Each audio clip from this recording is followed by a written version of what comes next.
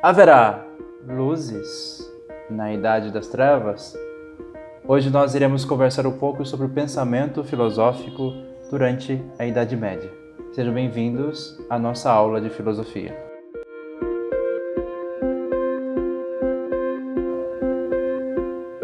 Também, meus queridos, hoje nós vamos conversar um pouco, bem superficialmente, mas tentando aprofundar alguns conceitos próprios do pensamento filosófico durante o período medieval, ou seja, durante a Idade Média.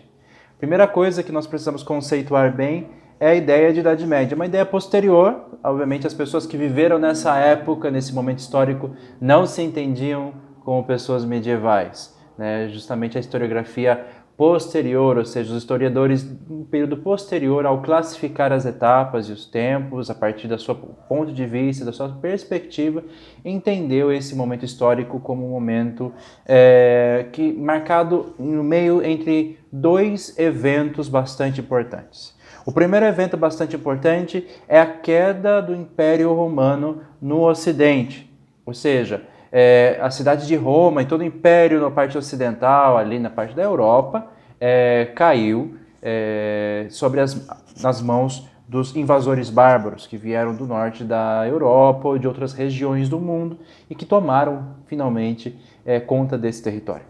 E o outro evento que marca, já do outro ponto, o fim da Idade Média seria a queda da cidade de Constantinopla, que era a sede do que era chamado Império Romano do Oriente. A primeira queda em Roma foi em 395 e essa segunda queda da cidade de Constantinopla no ano 1453. Em um pouco mais de 1000 anos que separam esses dois eventos. E tudo aquilo que aconteceu no Ocidente, na Europa, no mundo ocidental, nesse momento ficou classificado como Idade Média.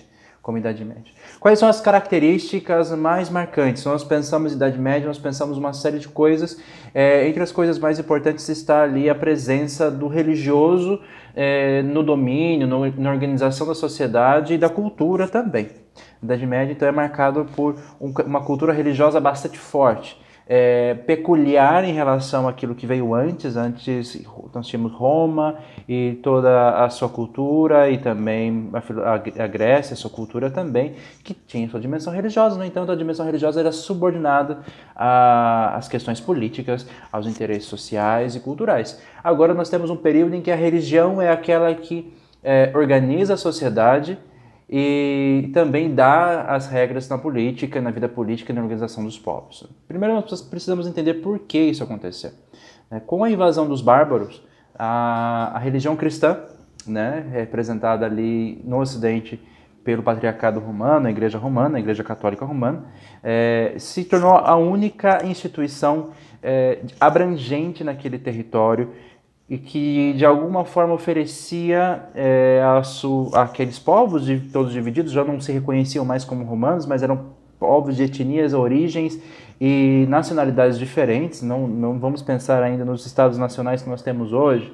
Eram pequenas cidades, pequenos grupos espalhados de pessoas, e a única unidade que eles tinham entre eles era a unidade religiosa e o poder central do Papa em Roma, que era a sua referência como organização naquele momento. Então, daí se deve também a importância da igreja. Não que os reis se reconhecessem diretamente como vassalos do Papa, ou seja, como subordinados do Papa em nível político, mas encontravam nele o seu elo de ligação, uma vez que todos ali se reconheciam como católicos.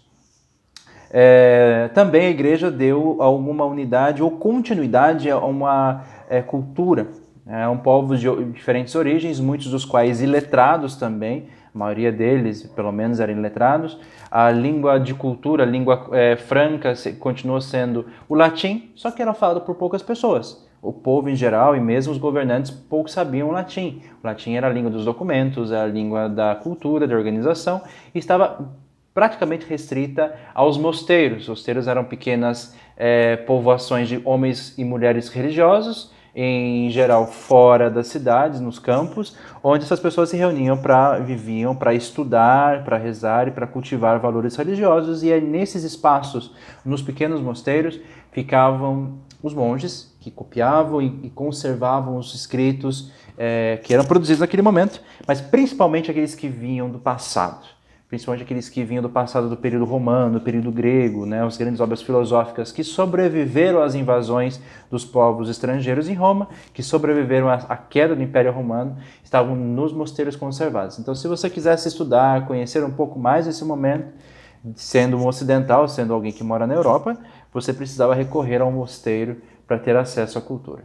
A parte oriental, ali Constantinopla e outras regiões do mundo, Índia, China, o norte da África, já com os árabes, que já estavam crescendo ali a partir do século VIII, ali no 700 e alguma coisa para frente, a história para eles é totalmente diferente.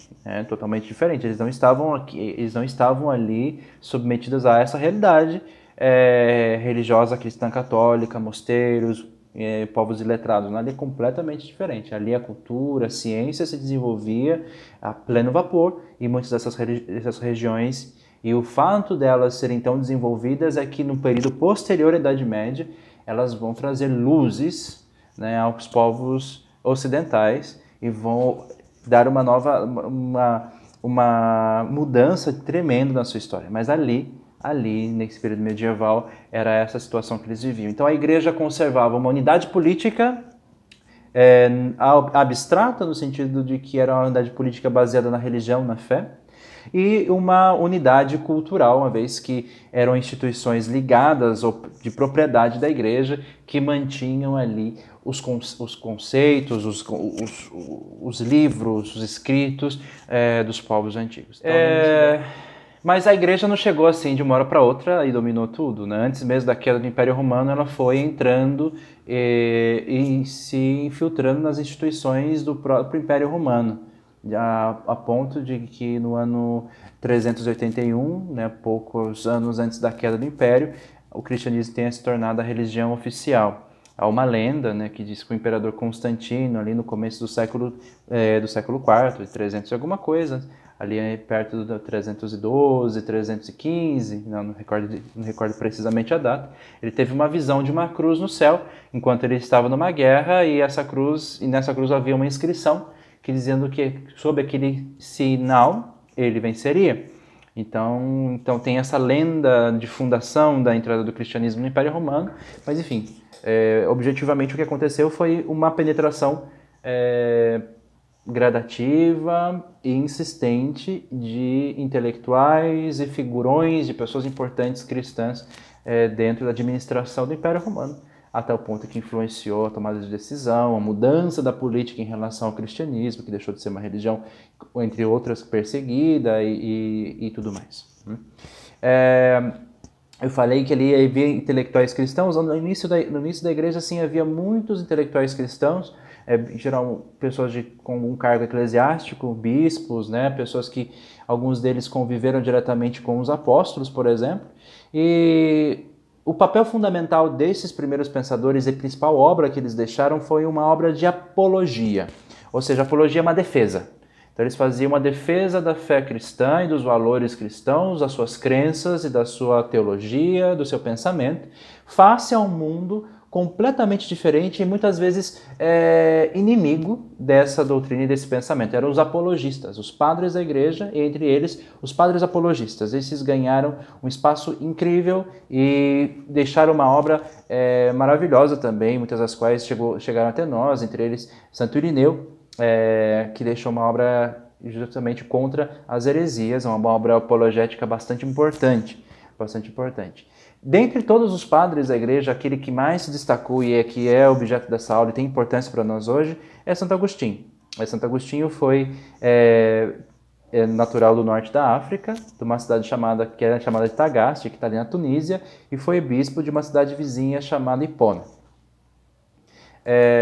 Santo Agostinho viveu entre os anos 354 e 430, portanto ele viu a queda do Império Romano, não só viu como escreveu sobre isso e tentou encontrar uma justificativa teológica para a queda do Império Romano através da obra A Cidade de Deus. Nela ele descreve como a cidade dos homens, que representada por Roma ou qualquer outra civilização e sociedade, caem diante das vicissitudes do tempo e não sobrevive enquanto a cidade que a humanidade deveria buscar é a cidade eterna, a cidade de Deus, que seria como o modelo para a cidade perfeita. Se a cidade humana quiser ser perfeita, ela tem que se mirar e buscar na cidade de Deus o seu grande modelo. A cidade de Deus não cai, e a cidade de Deus encontra também a sua, vamos dizer, a sua representação na igreja, na organização eclesiástica. Então, Santo Agostinho tentava de alguma forma justificar a queda do império, porque o Império Cristão, o Império Romano do Ocidente, caiu frente a outros povos. Então, um dado de realidade também que não pode pensar que os povos que invadiram Roma eram todos eles pagãos ou não cristãos. A maior parte deles sim eram cristãos. Né? E o fato de serem cristãos fez com que se tornasse inclusive mais fácil com que eles penetrassem e entrassem no Império Romano. Que a primeira entrada dos povos, isso é importante lembrar, os povos bárbaros não entraram apenas pela guerra. Muitos desses germanos, visigodos, godos, os povos que viviam no norte da Europa e em outras regiões, eles entravam antes para trabalhar em Roma. Inclusive trabalhar no exército em Roma, conheciam Roma. E o fato de eles serem cristãos viabilizou, tornou possível que eles entrassem cada vez mais no Império e o dominassem. Bom, enfim, voltando um pouco nesse raciocínio histórico, mas vamos a Santo Agostinho, que é o que nos importa. O que é importante no pensamento de Santo Agostinho, entre tantas coisas? Santo Agostinho, na dimensão da ética, ele vai defender o livre-arbítrio, numa tentativa de justificar a existência do mal, né? Então ele falava que o mal não é uma força absoluta, totalmente contrária ao bem, mas o mal nada mais é do que, no exercício do livre-arbítrio, a escolha livre da pessoa por fazer aquilo que é contrário às normas de Deus. Então o livre-arbítrio não existe um mal absoluto. Naquele momento se imaginava que existia uma força do bem e uma força do mal que guerreavam como se fossem dois deuses. Santo Agostinho, para solucionar esse problema, fala que existe apenas um Deus bom e que nos ilumina, nos incita a fazer coisas boas, no entanto, nós somos sempre livres. E quando nós usamos a nossa liberdade, nosso arbítrio para fazer aquilo que é contrário àquilo que Deus determinou, nós fazemos o mal. O mal seria meramente a desobediência humana, a escolha por não fazer aquilo que Deus havia determinado. Então, outra coisa bastante importante também, e é aquilo que é o mais importante da nossa aula de hoje, é a consideração de Santo Agostinho sobre a verdade. Então, até então nós estamos aí discutindo com os gregos e pensando o que é verdade, se existe ou não. E para o pensamento medieval, e especialmente Agostinho, sim, existe verdade. O fundamento original da verdade, aquele que dá a origem, o princípio da verdade, é o Criador de tudo, ou seja, Deus, o Deus cristão, é o fundamento da verdade. No entanto, nós também temos acesso a verdades que não são uma verdade original, verdades que nós descobrimos na nossa experiência com o mundo. Então, pelos nossos sentidos, pela nossa visão, audição, tato, pelo aquilo que nós aprendemos e descobrimos no mundo, nós chegamos a verdades que eles chamam passageiras ou contingentes. Ou seja, contingentes e passageiras porque elas podem mudar. O mundo muda, constantemente mudança, isso nós já falamos bastante. Então, Santo Agostinho resolve o problema da mudança do mundo e da verdade, dizendo que aquilo que os nossos sentidos descobrem no mundo é sempre contingente, é sempre mutável. No entanto, existe uma dimensão da realidade que é eterna. A matemática, os seres espirituais, a eternidade de Deus e tantas outras coisas que nós não podemos saber pelos nossos sentidos. Mas como nós descobrimos essas coisas? Porque durante a nossa criação, ou seja, ali quando nós surgimos como seres humanos, nós aparecemos, ganhamos alma, Deus nos ilumina e torna possível que nós conheçamos aquelas coisas que são eternas. Então existe uma terceira dimensão da liberdade, que são as verdades eternas, e nós só temos acesso a elas por iluminação. Deus inspira e nos ilumina, e nós descobrimos que Ele é eterno, que Ele é bom, que existem os números, que existem coisas perfeitas, que existem seres espirituais e tantas outras coisas que nós não podemos descobrir com os nossos sentidos. Então, 3 dimensões da verdade: a verdade original, que é o criador de tudo, que é Deus, que necessariamente tem que existir e ter criado tudo e cria coisas verdadeiras. As verdades passageiras e contingentes, que é aquelas que nós percebemos com os nossos sentidos, e uma intermediária aí, as verdades eternas, que nós só descobrimos por iluminação. É por mérito essa iluminação? De forma nenhuma. Todos os seres humanos, para Agostinho, têm acesso a essa graça de iluminação, essa expressão de graça, ou seja, uma doação divina, essa graça, de modo que todas as pessoas possam chegar ao conhecimento da verdade original, que é Deus. Bom, o tempo avança, na Idade Média muitas coisas acontecem. Entre as coisas incríveis que acontecem na Idade Média está o surgimento das universidades, ali pelo século X, XI, XII, as primeiras universidades, muitas das quais existem até hoje, como Oxford. Né? Na universidade começa a surgir um pensamento chamado pensamento escolástico, justamente, deriva das escolas, das universidades, né? Que eram surge a teologia, né? Uma ciência que estuda as coisas divinas, e o grande objetivo da escolástica e dos pensadores desse momento é conciliar a fé e a razão. Eles querem, de alguma forma, conciliar essas 2 dimensões que parecem que são opostas e antagônicas, mas não, na verdade não. A fé, ela tem que, de alguma forma, encontrar sua expressão racional, e não apenas uma expressão poética, simbólica e religiosa, mas ela tem que se explicar pela razão. E é tão forte isso que os pensadores da escolástica creem veementemente que mesmo se uma pessoa não tem acesso à revelação cristã, mas usando de boa fé e da razão, o entendimento do mundo, qualquer pessoa pode chegar ao conhecimento do Deus cristão, necessariamente. Não é de um ser divino qualquer, mas do Deus cristão. Então essa é a convicção que essas pessoas têm, de que com o uso da razão, com a pesquisa, com interesse, com verdade, com sinceridade, qualquer pessoa e qualquer povo do mundo pode ter acesso à revelação do Deus cristão, chegar ao conhecimento do Deus cristão sem necessariamente passar pela religião cristã.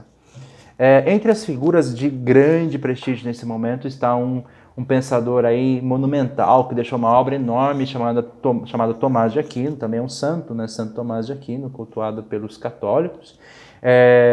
Santo Tomás de Aquino, como eu falei, deixou uma obra monumental, e ele tinha uma abordagem bastante interessante a respeito da filosofia, porque ele trouxe Aristóteles para dentro do seu pensamento. Aristóteles estava meio perdido. Através dos escritores árabes, ele trouxe Aristóteles para a filosofia e para a universidade.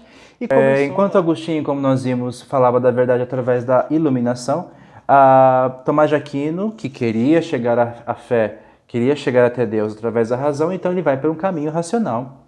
E esse caminho racional qual é? Primeiro, eu tenho o meu sentido. Pelos meus sentidos, qualquer pessoa, qualquer ser humano tem acesso a um mundo, e nós vemos o mundo.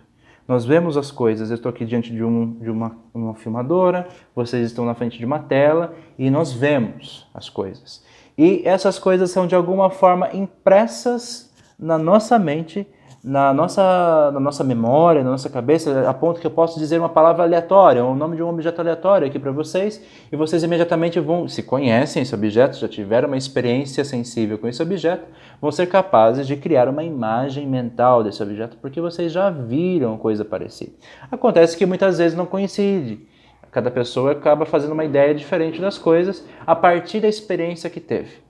No entanto, há um segundo passo depois disso. O segundo passo é abstrair os elementos fundamentais dos objetos, né? Por exemplo, eu falo câmera, então a câmera tem uma natureza, ou seja, uma função. Então eu abstraio a natureza, e a tal ponto que eu vejo uma câmera de uma cor diferente, de uma forma diferente, de um tamanho diferente, eu vou reconhecer como câmera justamente porque ela realiza as mesmas funções, porque ela tem a mesma natureza da outra. Eu falo árvore, alguém pode pensar numa nogueira, pode pensar numa laranjeira, pode pensar numa bananeira, pode pensar numa palmeira, mas todas vão ser árvores, porque reservam características, aqui professor de biologia, se não entendi de biologia, me perdoem, mas só a título de exemplo, mas todos nós vamos ser capazes de, ao ver plantas diferentes, mesmo que nós tenhamos ideias e memórias e desenhos na nossa cabeça, vamos chamar assim, de de objetos que são, mas eles guardam semelhanças entre si a ponto de que eu vejo coisas diferentes, eu vou identificar como árvore, ou como câmera, ou como qualquer outra coisa, independentemente se a correspondência é idêntica. Para Tomás de Aquino, o que nós fazemos? A verdade nada mais é do que a total correspondência daquilo que existe e a nossa cabeça. Nós somos verdadeiros, nós estamos pensando coisas verdadeiras e é verdade quando a nossa mente é capaz de desenhar aquilo que ela vê de forma completa. Né? Se nós realmente... Existe uma verdade fora, a verdade está no mundo, a verdade está nas coisas que existem, a verdade está nas coisas feitas por Deus. Deus fez tudo verdadeiro. Agora, eu posso me equivocar quando eu não entendo bem as coisas. Então, quanto mais parecida a minha ideia quanto mais correspondente ao mundo a minha ideia mais verdadeiro é aquilo que eu penso. Existe, então, isso aqui é bem importante aqui, porque vai marcar a diferença do que vem depois. A verdade existe no mundo fora de nós. E nós descobrimos a verdade na medida em que nós desenhamos, trazemos para dentro da nossa cabeça, da nossa mente, da nossa inteligência, aquilo que está fora. Aquilo que está fora. Na medida que aquilo que nós falamos, é o nosso grande desafio, nós falamos e descrevemos o mundo, é idêntico ou mais parecido possível ao mundo que está fora. Bom, aqui nós temos a visão de dois pensadores de seu tempo, Agostinho lá no século IV e já Tomás de Aquino no final da Idade Média, ali no século XII e XIII. Quase 1000 anos de diferença entre os dois. O primeiro fala muito bem da iluminação e insiste bastante na iluminação, na graça, no dom de Deus. Tem uma dimensão mais divina do conhecimento da verdade, enquanto o outro tem uma dimensão mais racional. São Tomás de Aquino tem uma visão mais racional, que aquilo que está fora de nós contém a verdade e nós descobrimos a verdade na medida que fazemos experiências significativas com aquilo que existe. Bom, espero que vocês tenham gostado, espero que essa aula tenha esclarecido um pouquinho, vocês percebam algumas correspondências naquilo que nós vemos ao nosso redor e até o nosso próximo encontro. Um grande abraço a todos e obrigado.